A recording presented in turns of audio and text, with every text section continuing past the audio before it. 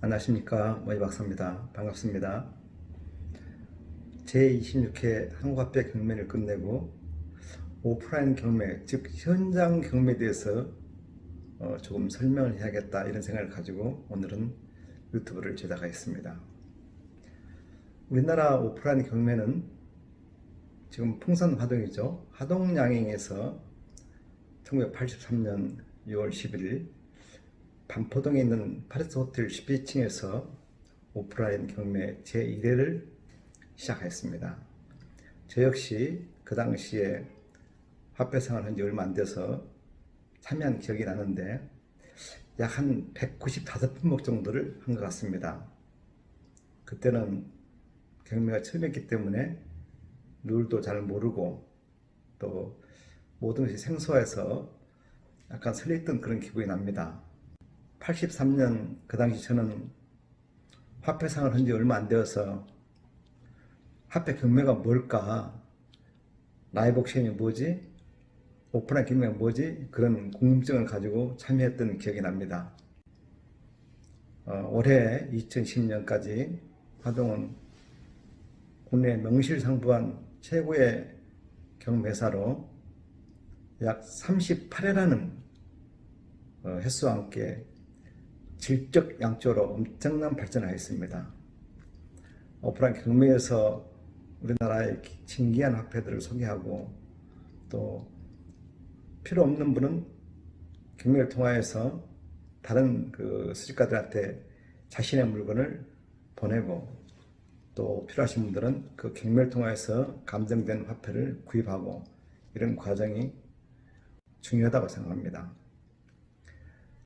그동안 쭉 1년에 한두 번, 때에 따라서는 4, 5년에 한 번씩 오프라인 경매가 열렸는데요. 2001년부터 2007년 정도 화폐 붐이 일었을 때 여러 사람들이 현장 경매에 뛰어들었습니다. 저 역시도 2007년도 11월 24일 날 제1회 한국화폐 경매를 시작했습니다. 그 당시에는 열정과 용기만 가지고 저 역시 시작했기 때문에 특별한 물건도 없었고 또 제가 가졌던 소장하고 있었던 그런 물품 위주로 종로 수은회관에서 제1회 경매를 시작했습니다. 올해 9월 26일 제26회 경매가 마감될 때까지 나름대로 열심히 국내를 다니면서 화폐를 수집하여 경매를 하고 있으나 지금도 늘 아쉬움에 차 있습니다. 그러나 26회까지 오면서 국내 지표들을 소개하면서 많은 것도 저 역시 배우게 됐고 또 수집가들도 알게 되었으며 종종 더 발전할 수 있는 계기가 뭘까 이런 생각을 해보면서 수집가를 찾아가는 그런 역할을 해오고 있습니다.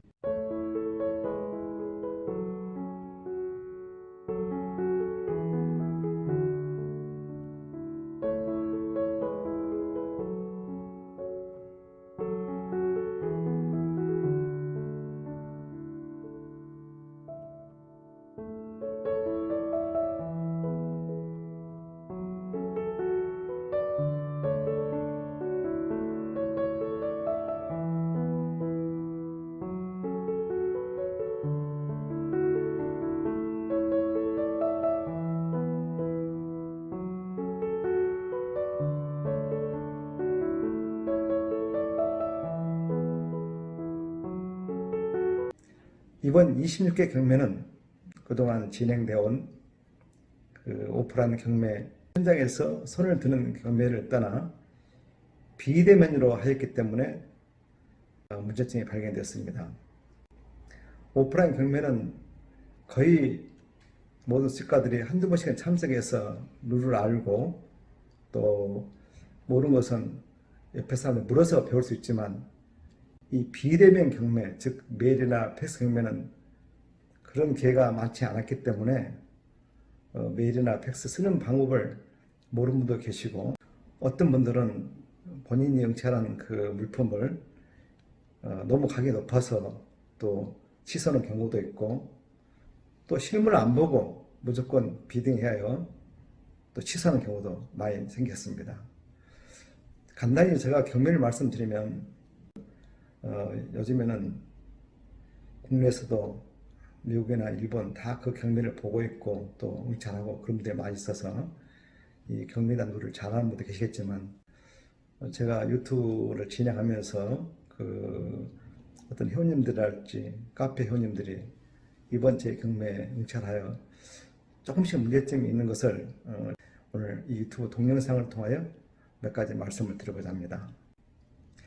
오프라인 경매, 즉 어느 경매나 마찬가지지만 경매는 그 사람의 신용과 진행자와 수집가의 어떤 합의에서 경매를 진행하는 방식입니다. 경매는 여러 가지가 있습니다.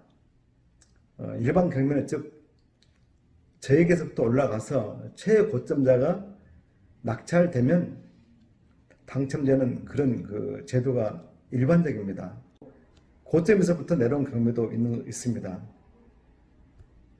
이번 그 경매는 현장 경매가 없었기 때문에 오로지 팩스나 이메일이나 편지로 들어오는 그 서신의 이메일에 대한 경매이기 때문에 그 상대방의 정보를 정확히 알 수가 없습니다.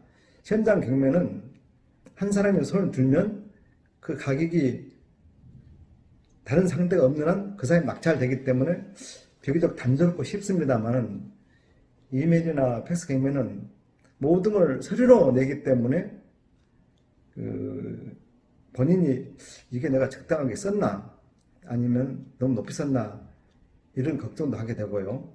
또 높이 썼다 해서 그 가격이 그 사람한테 전부 다 가는 게 아니고 항상 차점자, 낙찰자 다음 차점자에서 프로테이지를 정해서 그 활정을 내는 그런 경매 제도이기 때문에 가격을 아무 높이 써도 그 가격에 낙찰된 게 아니고 차점자의 플러스 그리고 거기에 활증만 내면 낙찰되는 그런 제도입니다.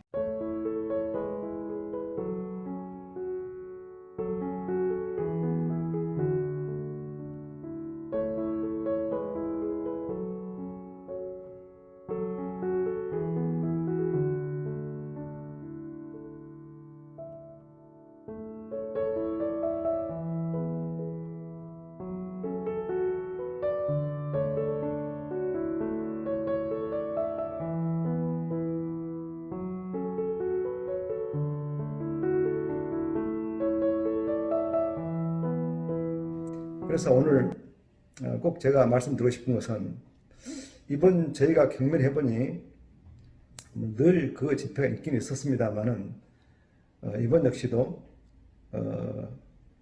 이 경매에서 가장 인기 있는 지표는 한국은행 개값 100원권 즉 모자상 100원이 가장 인기가 있었던 것 같습니다. 약 누드가 석 장 정도 출품되었고 그레이딩이 한 장이 출품되었는데 미사용품이나 그레이딩 된 것은 별 시시비가 없이 잘 돌아간 것 같습니다. 근데 보품이나 금미품 이런 것은 이 초보자들은 가격을 응찰할 수 있는 가격을 정하는 것이 쉽지 않았겠죠. 자기가 쓴 금액을 판단을 못하니 그래서 오늘 이 내용을 좀 설명을 하려고 합니다.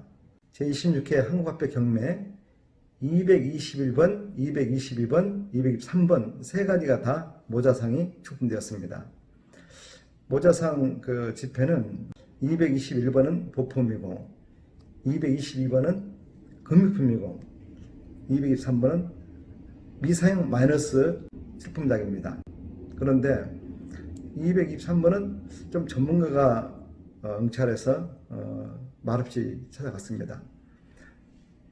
이름을 밝히지는 않겠습니다만은 221번과 222번은 이 응찰하신 분이 같은 것을 두 종을 하였는데요.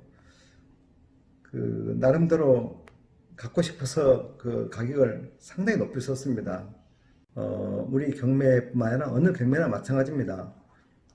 자기가 쓴 비딩은 가격이 낙찰된 게 아니고 가격이 높아도 차점자에 플러스 할증에 합해하여 낙찰되기 때문에 가격을 높이 써도 그 가격에 낙찰되지는 않습니다. 그런데 이번에 모자 상권을 보면 같은 분이 221번, 222번을 응찰을 했는데요. 응찰하고 나서 전화가 왔습니다. 제가 그 가격이 너무 높아서 좀 취소해야겠다고. 참 난감합니다, 이럴 때는. 왜냐면 그 밑에 차점들이 쫙 있는데 내가 다시 그걸 취소하고 그 사람들 연락할 수도 없고, 또 출품자는 팔 수 있는 기회를 놓치고, 그래서 한번 가져봤는데요. 이 지표입니다. 이 지표. 221번, 또 222번. 잘 보이는가요? 221번, 222번. 그래서 좀 곤란했습니다. 그래도 그거 어떡하겠습니까? 또 전문가 같았으면은 그런 일도 안 일어났고 또 그런 전화가 없었을 텐데, 그래서 그럼 포기하시겠냐니까 포기하시겠대요. 그래서 한번 그러시라고, 그리고 그걸 처리 방법을 연구할 텐데요. 이런 부분이 되면 한 번의 실수로 인해서 차점자도 피해를 보게 되고 또 출품자도 피해를 보게 됩니다. 그래서 이 경매는, 오프라인 경매는 한 번 결정된 것은 취소만 안 됩니다. 그건 어느 경매나 불문율입니다. 물론 진위 여부에 따라서 약간의 문제점이 있을 때는 취소하는 경우도 있습니다만, 저도 국내 여러 경매를 찾아다니고 응찰해 보면 한번 산 것을 반품한다는 것은 쉽지 않은 일입니다. 여러 가지 자료도 필요하고 또 그에 대한 해명을 하지 않으면 반품하기가 쉽지 않습니다. 주최 측에서도 약간 머리 아프죠. 차라리 전문가가 사면 되는데 초보자들이 욕심에 딱 사고 나서 안 산다 그러면 여러 가지 다양한 문제가 발생하거든요. 그래서 앞으로 이 유튜브를 본 모든 회원님들은 경매 살 때는 철저하게 내용을 분석하고 또 자기가 살 수 있는 가격을 연구하고 또 자기가 필요한지 안 필요한지 접근한 다음에 이걸 판단해서 응찰하셔야지, 그냥 마음대로 응찰했다가 또 취소하게 되면은 여러 사람이 피해를 본다는 것은 꼭 잊지 않기를 바랍니다. 두 번째는 이런 모자산 같이 그냥 단순한 것이 아니고 또 이런 주화가 있습니다. 주화도 이건 국내 모 화폐상에서 만든 화폐 앨범인데요. 이 주화 앨범을 보면 물건이 굉장히 많습니다. 이 주화가 여러 가지 종류가 있거든요. 100원, 500원, 50원, 10원, 5원 이런 주화를 직접 실물 보든지 또 아니면은 적어도 통화를 해가지고 자세한 내용을 보면서 결정을 해야 됩니다. 근데 이 주화 역시도 상상도 없는 금액을 일단은 응찰을 한 겁니다. 비대면으로 해서 물건도 안 받지만 또 물어본 것도 없어요. 그래서 응찰을 하고 나서 이건 제가 전화를 했어요. 제가 전화해서 이 주화 세트가 이러이러한 상태인데 어떻게 좋은 판단을 한 거냐 했더니 또 전화를 해서 응찰을 포기한다는 겁니다. 그래서 이번에는 비대면이라서 이해도 되지만 경매를 준비하는 과정이 그렇게 쉽지는 않습니다. 모든 화폐들을 다 수집하고 감정의 진입을 확인하고 보존 상태를 확인하고 편집해서 인쇄에 이르기까지 상당한 시간과 경제적 가치가 들어가게 됩니다. 간혹 일부 회원님들이 자기 판단을 좀 느슨하게 하여 경매 낙찰 받은 것을 취소한다든지 반품을 해버리면 경매 신뢰도도 약간 문제가 되지만 차점자, 출품자, 경매 운영하는 회사까지 전부 다 피해를 입게 됩니다. 중국 화폐 같은 거 출품되면 진위 여부 때문에 상당히 애를 먹습니다.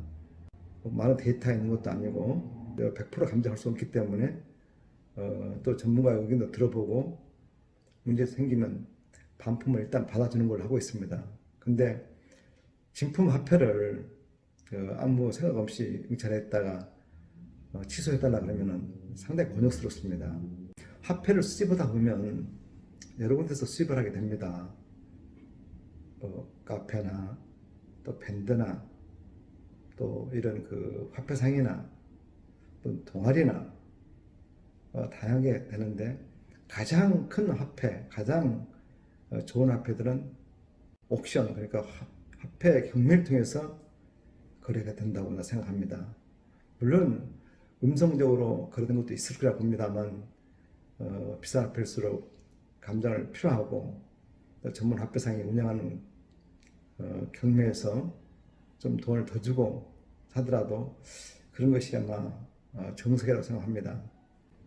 제26회 한국화폐 경매는 코로나19로 인하여 비록 비대면으로 경매를 진행했지만 유튜브, 카페 회원, 밴드 회원, 그리고 홈페이지 회원들이 많은 도움이 되었습니다.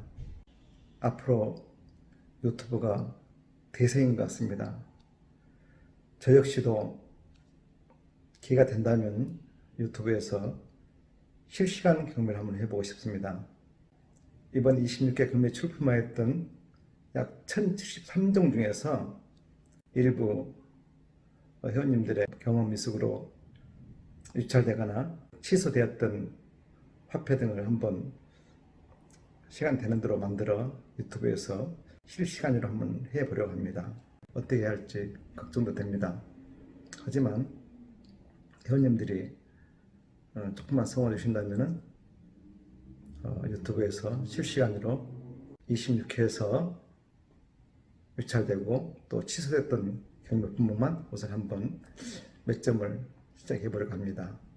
예를 들어서 이 모자상은 우리 한국화폐 경매 시작가가 50만 원이었습니다. 그리고 이것은 약간 금리품 플러스 준비 상태 정도 되는데요. 시작가가 120만 원이었습니다. 이런 지표뿐만 아니라 한 10여 점 정도를 선택해서 출품자하고 의논을 하여 유튜브 경매에 실시간으로 한번 올리려고 합니다. 아마 저희가 10월 말 정도 되면 구독자가 1000명 정도 될 것 같습니다. 룰 알아보고 한번 도전하려고 합니다. 회원 여러분, 그동안 많은 성원 감사합니다. 저 역시도 계속 노력해서 언제든지 유튜브에서 저희 경매를 볼 수 있도록 차근차근 준비해 보겠습니다.